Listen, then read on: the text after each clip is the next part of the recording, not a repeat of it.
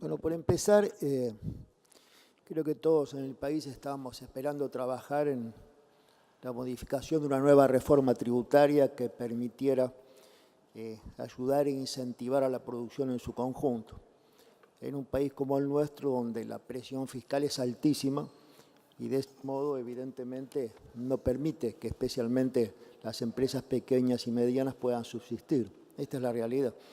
Yo, para no abundar en lo que ya dijeron muchos otros senadores, quiero, con respecto a la reforma tributaria, dar una opinión sobre las cosas que me parecen negativas y sobre las que me parecen positivas y sobre las cosas que a lo mejor no tanto son negativas, pero por lo menos podrían haberse profundizado.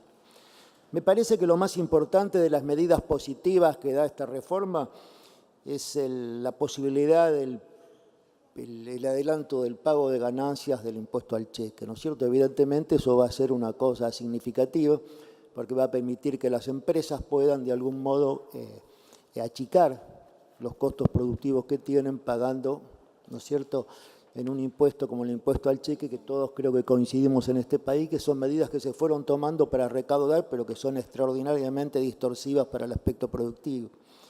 Me parece que la reducción de la alícuota del impuesto a las ganancias empresariales también es una buena medida.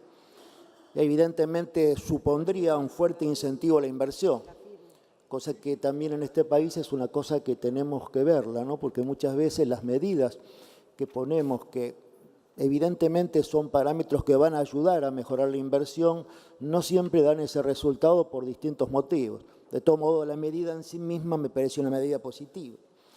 La devolución anticipada de saldos a favor del IVA también es una cosa importante que seguramente, ¿no es cierto?, va a dar posibilidad a mejores proyectos de inversión porque de algún modo va a bajar la carga tributaria. Creo que la modificación más importante o la única que tiene el IVA es que van a pasar a alcanzar con una cuota del 21% los servicios digitales, especialmente prestados por sujetos residentes domiciliados en el exterior. Me parece que eso es una cosa positiva porque al fin y al cabo era utilizado como una competencia desleal que afectaba al resto de las empresas, ¿no es cierto?, que evidentemente tienen una carga tributaria muy fuerte.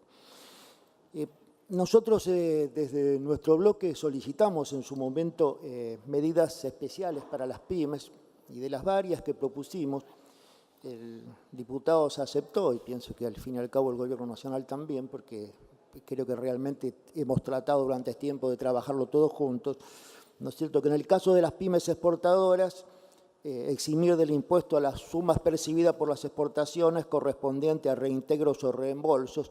Me parece una cosa positiva que ayuda a las pequeñas empresas. Bueno, por último, hay un cambio en las contribuciones patronales. Según el Poder Ejecutivo, significa una reducción gradual del costo laboral, que si bien técnicamente es real, ¿no es cierto?, en este país no está demostrado, porque se ha hecho en otro momento, que ese apoyo que le demos al sector patronal signifique más o mejor empleo. Por último, quiero como cosa positiva manifestar el retroceso que tuvo el proyecto con respecto al pago de ganancias a cooperativas y mutuales. Yo quiero decir que especialmente nosotros, los que estamos en el centro del país, el desarrollo cooperativo es muy fuerte. Al fin y al cabo son entidades sin fines de lucro creadas por la misma sociedad de los lugares donde empezaron a desarrollarse, que han tratado de cubrir la mano corta del Estado. En Córdoba hay 205 cooperativas eléctricas, a pesar de que nosotros tenemos nuestra propia empresa eléctrica, a lo mejor una de las pocas que quedan estatales en el país. Pero hay 205 cooperativas eléctricas, ¿no es cierto?, que cubren en un lugar municipalizado como la provincia de Córdoba, que tiene 427 municipios y comunas, cubre 205 pueblos de la provincia. Evidentemente esas cooperativas surgieron sin fines de lucro y no es el objetivo de ellas ganar dinero, sino el objetivo de ellas es cubrir la deficiencia del Estado, que en su momento se dio y que hoy ya no se justifica cubrirlo con nuestra propia empresa porque saldría mucho más caro y porque ya la gente está acostumbrada a ese desarrollo. De todos modos, tenemos 50 cooperativas de agua y saneamiento en la provincia.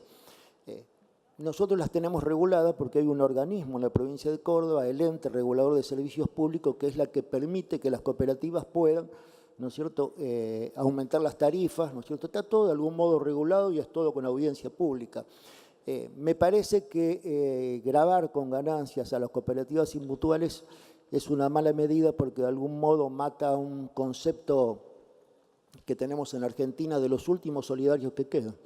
Yo creo que las cooperativas mutuales y los bomberos voluntarios deben ser los últimos movimientos solidarios que dio nuestra sociedad. Me parece que hay que cubrirlos. No significa eso, bajo ningún aspecto, que nosotros estemos de acuerdo con algunas cooperativas o empresas disfrazadas de cooperativas, ¿no es cierto?, que tengan las cuevas que generalmente tienen la capital federal para intercambio de dinero y demás. No tenemos claro que eso es una cuestión que debe controlar el Estado y no permitirlo, o que de algún modo haya que cambiar algo. Nuestro bloque está dispuesto a discutirlo en su momento. El ministro Buscone lo planteó, que lo quiere discutir. Me parece que no hay problema en discutirlo en tanto y en cuanto el espíritu, ¿no es cierto?, de la sociedad argentina armando y cubriendo con empresas propias, como son las cooperativas, la deficiencia donde el Estado no llega, me parece que es una cosa que bajo ningún momento podemos poner en riesgo.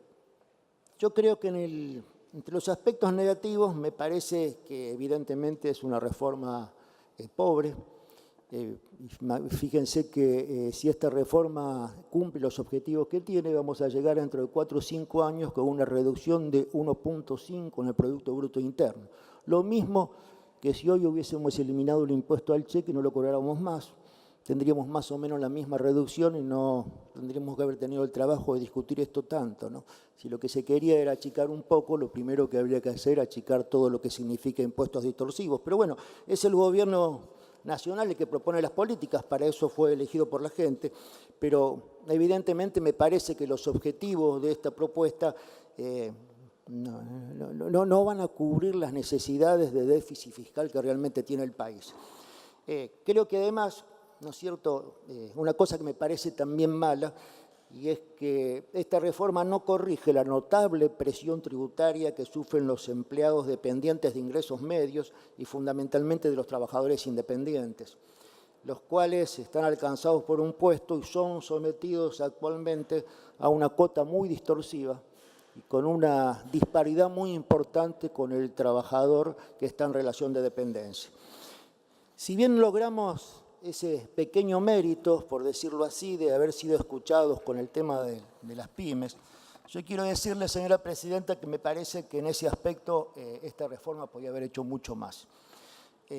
Nosotros, otorgarle a las pymes un tratamiento diferencial siempre es una buena noticia, porque representan el 98% de la totalidad de las empresas argentinas, porque además generan el 70% del empleo y aportan el 40% del Producto Bruto Nacional.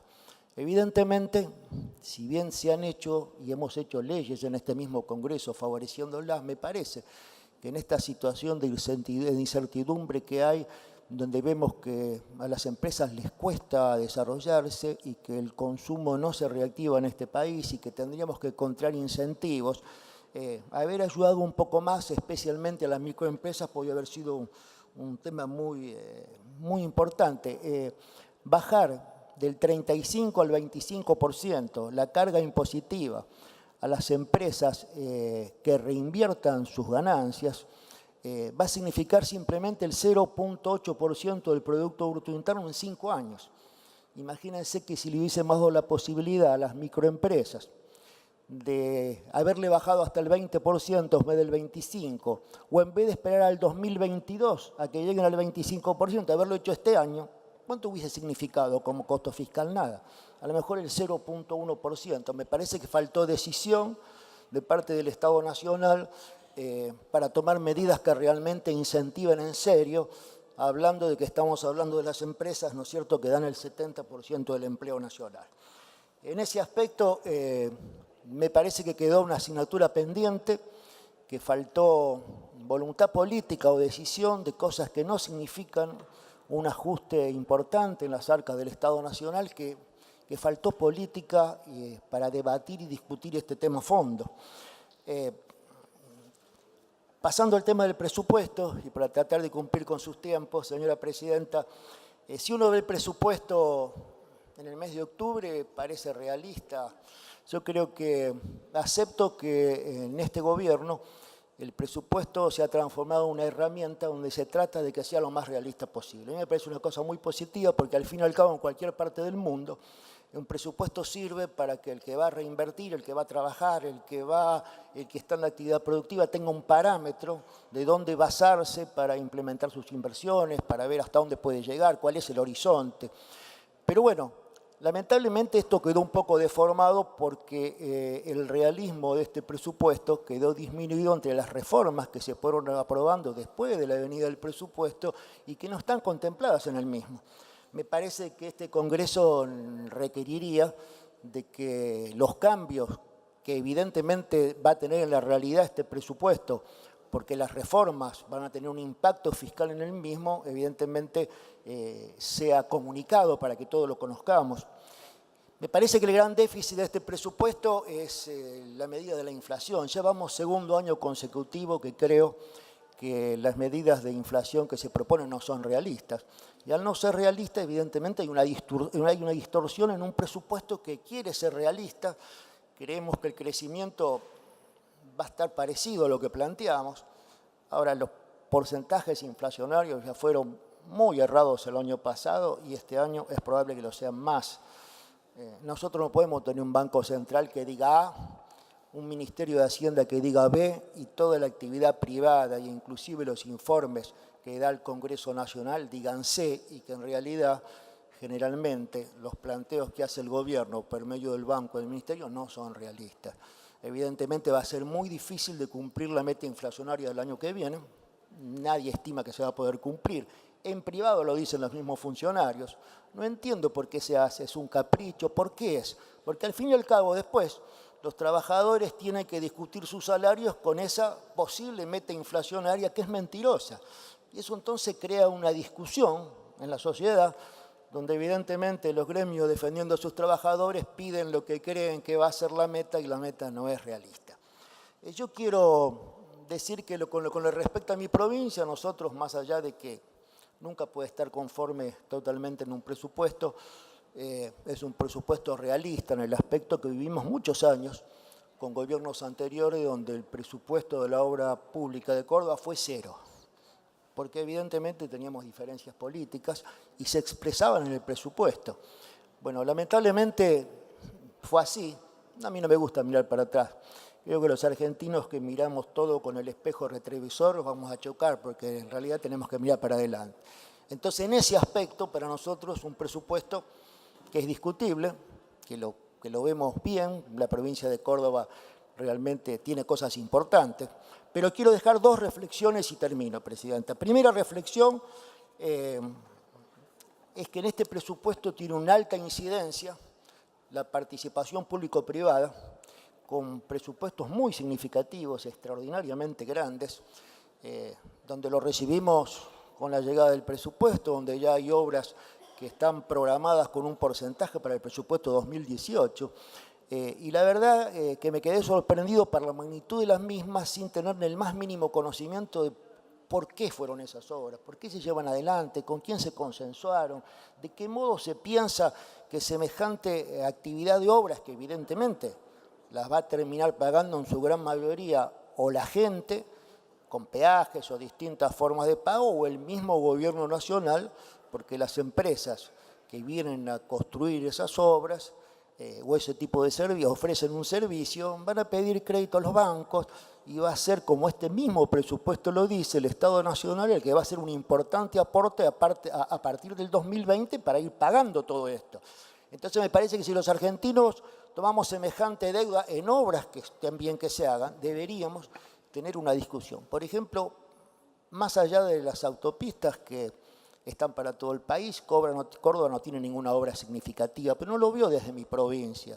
Lo veo desde por qué no logramos discutir que semejante cantidad de dinero sea una cosa que nos sirva a todos, en el cual todos tengamos un criterio para poder exponer. Por último, quiero decir una cosa que dije en la comisión y que no quiero que afecte a nadie. Pero la verdad me parece, con total sinceridad, de que nosotros no podemos seguir votando y debatiendo un presupuesto la última semana del año.